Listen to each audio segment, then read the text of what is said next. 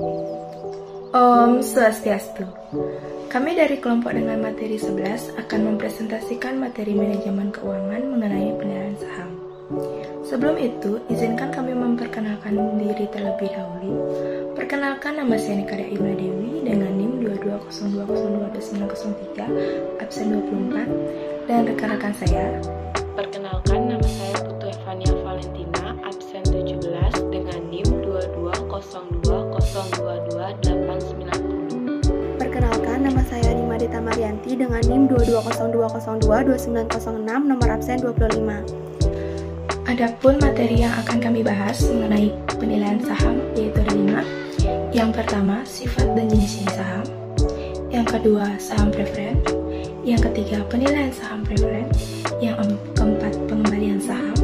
Yang kelima, tingkat pengembalian saham preferen. Sebelum kepada inti dari materi yang akan kami bahas, baiknya mengetahui apa yang dimaksud dengan saham. Saham merupakan salah satu surat-surat berharga yang diperdagangkan di pasar modal yang sering disebut dengan efek atau sekuritas. Saham dapat diartikan sebagai tanda penyertaan atau kepemilikan seseorang atau badan dalam suatu perusahaan atau perseroan terbatas. Wujud saham adalah selembar kertas yang menerangkan bahwa pemilik kertas tersebut adalah pemilik perusahaan yang menerbitkan surat berharga tersebut. Porsi kepemilikan ditentukan oleh beberapa besar pernyataan yang ditanamkan di perusahaan tersebut. Yang pertama, ada sifat dan jenis saham. Sifat saham. Sifat dasar dari saham yakni meliputi pertama, growth stock atau bertumbuh. Saham dari perusahaan yang mampu memperoleh pertumbuhan operasi dan laba secara konsisten dari rata tingkat pertumbuhan sektornya atau dari pasar secara keseluruhan. Biasanya membayar dividen relatif lebih kecil, bahkan tidak sama sekali karena sebagian besar labanya diinvestasikan kembali bagi pertumbuhan perusahaan. Sumber utama keuntungan bagi investor umumnya berasal dari capital gain. Yang kedua, income stock atau pendapatan.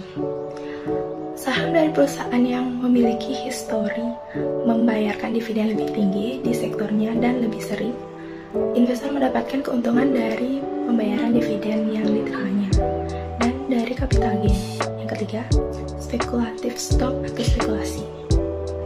Memiliki tingkat risiko yang lebih tinggi namun menawarkan harapan capital gain yang tinggi.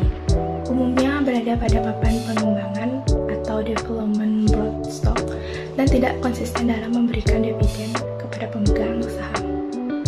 Yang keempat, cyclical stock atau siklus. Saham dari perusahaan yang sensitif terhadap kegiatan usaha dan mencerminkan kondisi ekonomi secara umum. Yang kelima, defensif stock atau stabil. Saham yang harganya tetap stabil meskipun kegiatan ekonomi sedang melambat. Umumnya berada dalam sektor industri makanan, minuman, dan farmasi. Selanjutnya, jenis saham. Menurut Darmaji dan Fakhrudin, ada beberapa jenis saham yaitu yang pertama berdasarkan dari segi kemampuan dalam hak tagih atau hak kepemilikannya, yaitu saham biasa dan saham preferen. Saham biasa atau common stock merupakan saham yang menempatkan pemiliknya paling junior terhadap pembagian dividen dan hak atas harta kekayaan perusahaan apabila perusahaan tersebut dilikuidasi. Saham biasa ini merupakan saham yang paling banyak dikenal dan diperdagangkan di pasar. Sebagai pemilik perusahaan pemegang saham, biasanya memiliki hak yaitu yang pertama hak kontrol. Pemegang saham biasa mempunyai hak untuk memilih dewan direksi. Hal ini berarti bahwa pemegang saham mempunyai hak untuk mengontrol siapa saja yang akan memimpin perusahaannya. Pemegang saham dapat melakukan hak kontrolnya dalam bentuk memvote dalam pemilihan direksi di rapat tahunan pemegang saham atau tindakan-tindakan yang membutuhkan persetujuan pemegang saham. Yang kedua, hak penerima. Pembagian keuntungan sebagai pemilik perusahaan, pemegang saham biasa berhak mendapatkan bagian dari keuntungan perusahaan. Tidak semua laba dibagikan, tetapi sebagian laba akan ditanamkan kembali ke dalam perusahaan. Laba yang ditahan ini, retained earning, merupakan sumber dana intern perusahaan, sedangkan laba yang tidak ditahan diberikan kepada pemilik saham dalam bentuk dividen. Yang ketiga, hak merupakan hak untuk mendapatkan persentase kepemilikan yang sama jika perusahaan mengeluarkan tambahan lembar saham. Jika perusahaan mengeluarkan tambahan lembar saham yang beredar akan lebih banyak, dan akibatnya persentase kepemilikan saham yang lama akan turun. Hak preemptif memberi prioritas kepada pemegang saham lama untuk membeli tambahan saham baru, sehingga persentase kepemilikan tidak berubah. Saham preferred atau preference stock merupakan saham yang memiliki karakteristik gabungan antara obligasi dan saham biasa, karena biasa menghasilkan pendapatan tetap seperti bunga obligasi, tetapi juga bisa tidak mendatangkan hasil seperti ini dikehendaki oleh investor. Pemegang saham preferred mempunyai hak sebagai berikut, yaitu yang pertama, didahulukan dalam hal pembayaran dividen dibandingkan dengan pembayaran dividen saham biasa.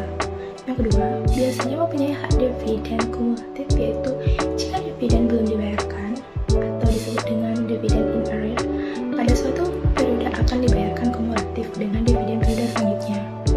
Yang ketiga, dalam hal likuidasi, investor saham preferred dibayar setelah membayarkan kepada investor obligasi, tapi sebelum membayar kepada investor saham biasa. B. Berdasarkan dari cara pemeliharaannya. Yang pertama, saham atas wujud bearer stock, artinya pada saham tersebut tidak tertulis nama pemiliknya agar mudah dipindah tangankan dari satu investor ke investor lain. Yang kedua, saham atas nama register stock merupakan saham yang ditulis dengan jelas siapa pemiliknya dan di mana cara pemeliharaannya harus melalui prosedur tertentu. C. Berdasarkan dari kinerja perdagangannya. Yang pertama, saham unggulan blue chip stock merupakan saham biasa dari suatu perusahaan yang memiliki reputasi tinggi sebagai leader di industri sejenis, memiliki pendapatan yang stabil dan konsisten dalam membayar dividen. Yang kedua, saham pendapatan income stock merupakan saham biasa dari suatu emiten yang memiliki kemampuan membayar dividen lebih tinggi dari rata-rata dividen yang dibayarkan pada tahun sebelumnya. D. Saham pertumbuhan growth stock value merupakan saham dari emiten yang memiliki pertumbuhan pendapatan yang tinggi sebagai leader di industri sejenis yang mempunyai reputasi tinggi. E. Saham pertumbuhan growth stock laser growth merupakan saham dari emiten yang tidak sebagai leader dalam industri namun memiliki ciri growth stock. F. Saham spekulatif stock merupakan saham suatu perusahaan yang tidak bisa secara konsisten memperoleh penghasilan yang tinggi di masa mendatang meskipun belum pasti. Dan G. Saham cyclical counter cyclical stock merupakan saham yang tidak terpengaruh oleh kondisi ekonomi makro maupun situasi bisnis secara umum. Selanjutnya, saham preferred. Saham preferred adalah saham dengan kelas khusus yang ditetapkan sebagai preferred atau istimewa karena saham ini memiliki keunggulan yang tidak dimiliki oleh saham biasa. Beberapa keunggulan preferred stock diantaranya: pertama, pemilik saham preferred mempunyai prioritas terhadap keuntungan perusahaan yang masih ada sisa. Kedua, membagikan dividen di akhir tahun secara sekaligus dengan sistem akumulasi untuk tahun berikutnya. Ketiga, jika perusahaan mengalami likuidasi, maka pemberian hasil investasi diprioritaskan kepada pemilik saham preferred. Dan keempat, nilai dividen yang didapatkan oleh pemilik saham preferred lebih besar. Beberapa karakteristik saham preferred adalah sebagai berikut. A. Preferred terhadap dividen. Pertama, pemegang saham preferred mempunyai hak untuk menerima dividen terlebih dahulu dibandingkan pemegang saham biasa. Kedua, saham preferred umumnya memberikan hak dividen kumulatif. B. Preferred pada waktu likuidasi. Saham preferred mempunyai hak terlebih dahulu atas aktiva perusahaan dibandingkan dengan hak yang dimiliki oleh saham biasa pada saat terjadi likuidasi. Besarnya hak atas aktiva adalah sebesar nilai nominal saham preferred-nya, termasuk semua dividen yang belum dibayarkan jika bersifat kumulatif. Sebuah perseroan dapat menerbitkan lebih dari satu kelompok saham preferred. Saham preferred dipisahkan lagi menjadi: yang pertama, saham preferred kumulatif, yakni saham preferred yang dividennya setiap tahun harus dibayarkan kepada pemegang saham. Dengan kata lain, saham ini merupakan saham yang dijamin akan memperoleh dividen setiap tahunnya. Yang kedua, saham preferred tidak kumulatif, yakni pemegang saham tidak akan memperoleh pembagian keuntungan secara penuh manakala dalam suatu periode ada dividen yang belum dibayar. Yang ketiga, saham preferred partisipasi, yakni saham preferred dalam hak dividennya tidak terbatas dalam jumlah tertentu. Contoh perusahaannya adalah LTV Corporation. Yang keempat, saham preferred convertible, yakni saham preferred yang dapat diucur dengan surat berharga lain yang dikeluarkan oleh perusahaan lain yang menerbitkan saham ini. Umumnya hak konversi ditunjukkan untuk dapat ditukarnya saham preferred dengan saham biasa. Dan yang kelima, saham preferred yang dapat ditarik, yakni saham dapat menarik atau menebus saham preferred yang beredar pada tanggal tertentu di masa depan dan pada harga yang ditentukan. Harga penarikan atau penebusan biasanya ditetapkan sedikit di atas harga penerbitan awal dan biasanya ditentukan pada satuan yang berkaitan dengan nilai pari. Materi ketiga, penilaian saham preferred. Penilaian pada saham preferred yaitu saham yang memberikan sejumlah dividen yang tetap jumlahnya dalam waktu yang tak terbatas. Adapun formula perhitungannya yakni PV sama dengan D per K, di mana PV merupakan nilai saham preferred, D merupakan dividen tahunan per lembar saham preferred, dan K merupakan tingkat retur yang disyaratkan dalam saham preferred.